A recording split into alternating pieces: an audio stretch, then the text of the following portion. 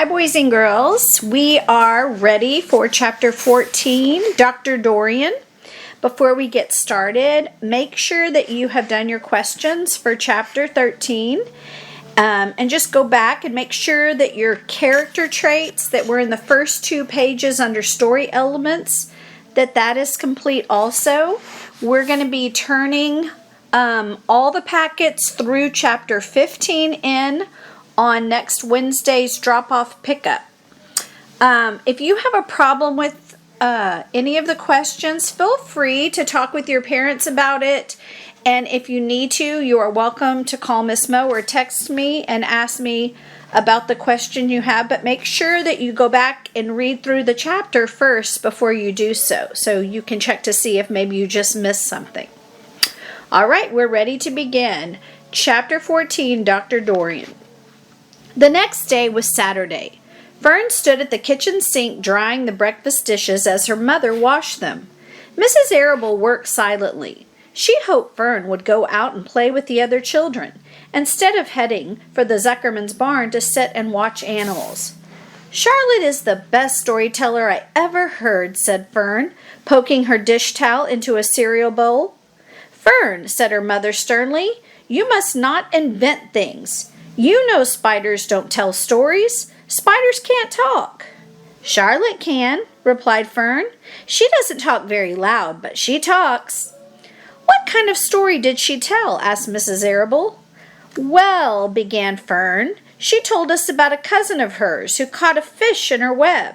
Don't you think that's fascinating?" "Fern, dear, how would a fish get in a spider's web?" said Mrs. Arable.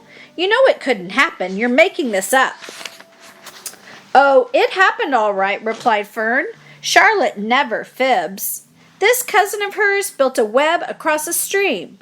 One day she was hanging around on the web, and a tiny fish leaped into the air and got tangled in the web. The fish was caught by one fin, Mother. Its tail was wildly thrashing and shining in the sun. Can't you just see the web sagging dangerously under the weight of the fish? Charlotte's cousin kept slipping in, dodging out, and she was beaten mercilessly over the head by the wildly thrashing fish, dancing in, dancing out, throwing—" "Fern!" snapped her mother. "Stop it! Stop inventing these wild tales." "I'm not inventing," said Fern. "I'm just telling you the facts." "What finally happened?" asked her mother, whose curiosity began to get the better of her. "Charlotte's cousin won. She wrapped the fish up, then she ate him when she got good and ready. Spiders have to eat, the same as the rest of us." "Yes, I suppose they do," said Mrs. Arable vaguely. "Charlotte has another cousin who is a balloonist. She stands on her head, lets out a lot of line, and is carried aloft on the wind." "Mother, wouldn't you simply love to do that?" "Yes, I would, come to think of it," replied Mrs. Arable. "But Fern, darling, I wish you would play outdoors today instead of going to Uncle Homer's barn. Find some of your playmates and do something nice outdoors. You're spending too much time in that barn. It isn't good for you to be alone so much." "Alone?" said Fern. "Alone? My best friends are in the barn cellar. It's a very sociable place, not at all lonely." Fern disappeared after a while, walking down the road toward Zuckerman's. Her mother dusted the sitting room. As she worked, she kept thinking about Fern.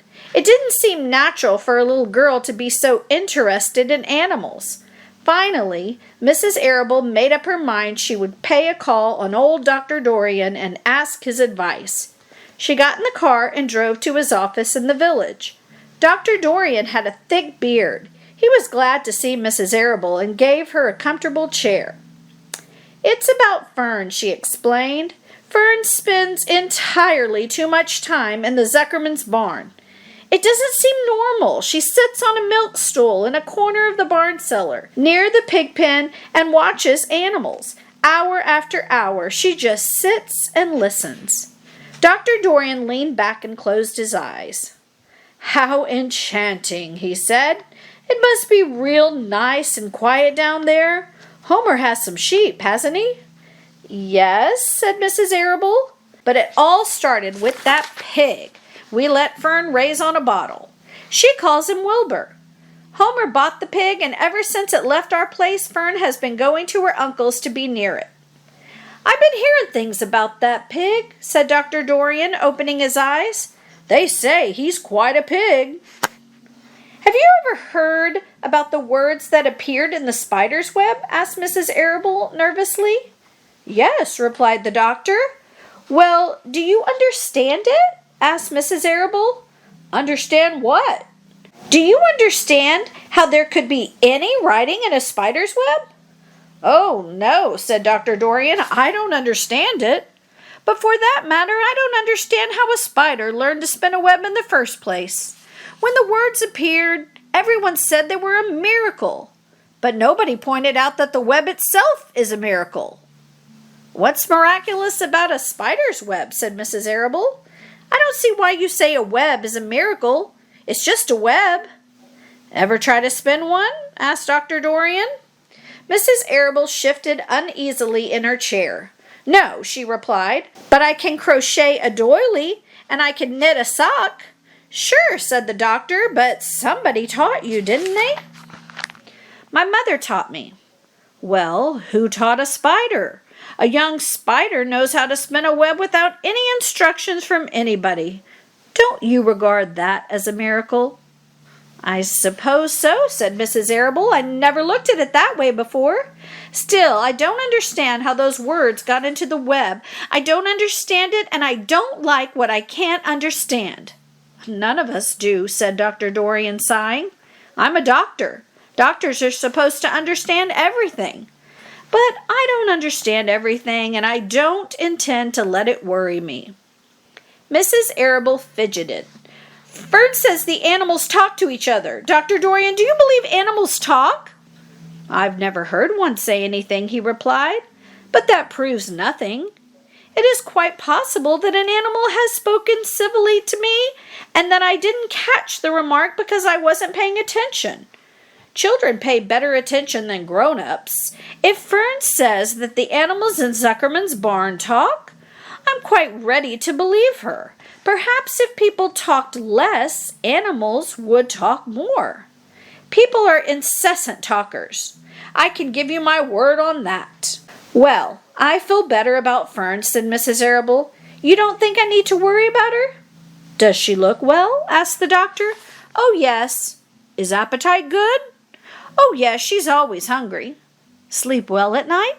Oh, yes. Then don't worry, said the doctor. Do you think she'll ever start thinking about something besides pigs and sheep and geese and spiders? How old is Fern? She's 8. Well, said Dr. Dorian, I think she will always love animals, but I doubt that she spends her entire life in Homer Zuckerman's barn cellar. How about boys? Does she know any boys? She knows Henry Fussy, said Mrs. Arable brightly. Dr. Dorian closed his eyes again and went into deep thought. Henry Fussy, he mumbled. Remarkable. Well, I don't think you have anything to worry about. Let Fern associate with her friends in the barn if she wants to. I would say offhand that spiders and pigs were fully as interesting as Henry Fussy. Yet, I predict that the day will come when even Henry will drop some chance remark that catches Fern's attention. It's amazing how children change from year to year. How's Avery? He asked, opening his eyes wide. Oh, Avery? Chuckled Mrs. Arable. Avery is always fine.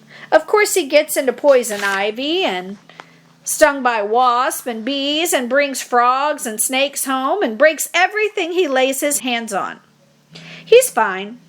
Good, said the doctor. Mrs. Arable said goodbye and thanked Dr. Dorian very much for his advice. She felt greatly relieved.